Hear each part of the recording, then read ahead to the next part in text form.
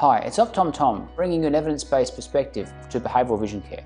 And today I'd like to tell you how you might be able to tell if your child needs an eye test.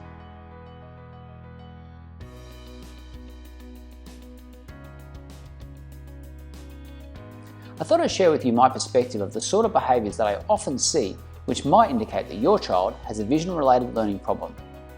Now, it's worth mentioning that not every child that displays one of these behaviours will have this type of problem.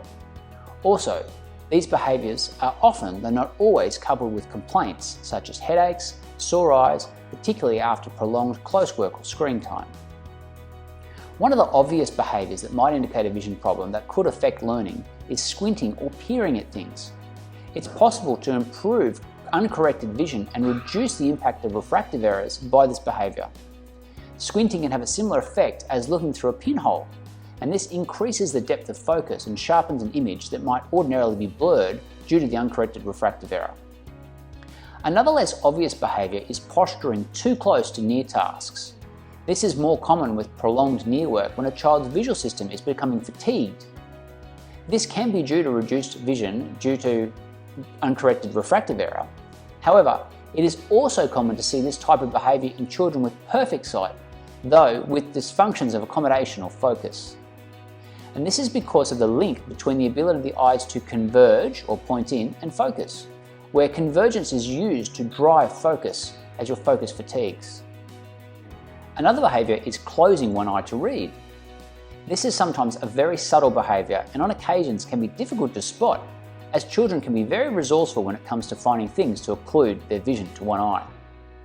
For example, if you tilt your head far enough to one side, you can use your nose to block your vision with one of your eyes. This type of behaviour is more common if you're having problems with maintaining binocular vision or the ability to use your two eyes together as a team. As we develop our ability to move our eyes, we have to learn how to dissociate our head and eye movements. Children with less developed ocular motor or eye movement skills will often move their head and eyes together instead of just their eyes when reading. If you notice that your child has problems with writing from left to right and prefers to rotate the page such that they write vertically, this might be an indication of problems of midline crossing. Instead of rotating the page, some kids will just twist their writing hand to ensure that they don't have to write across the page. Another strategy of children with problems with midline crossing is to always posture on one side of the midline when completing near tasks. The ability to accurately cross the midline or move your attention from one side of your body to the other is a critical skill for reading, as our eyes are constantly required to quickly and accurately shift from one side of the page to the other. A final behaviour that might indicate a vision-related learning problem is reduced concentration, distractibility, or task avoidance. This is one of the more common strategies that children who are struggling to maintain visual attention will adopt. They'll try every trick in the book to not do what they've been instructed to do. Now, while there are other neurological conditions that may result in this type of behaviour, it is also very common to find uncorrected refractive errors or significant problems with visual efficiency in kids with these tendencies.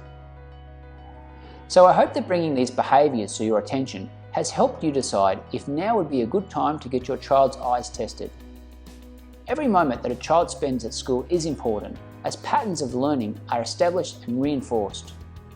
Children with vision-related learning problems often struggle, and optometric interventions can help. I would encourage you to consider an eye test sooner rather than later. There are plenty of amazing optometrists out there ready to help. Check out our YouTube channel if you want to learn more about this topic. Thanks for watching.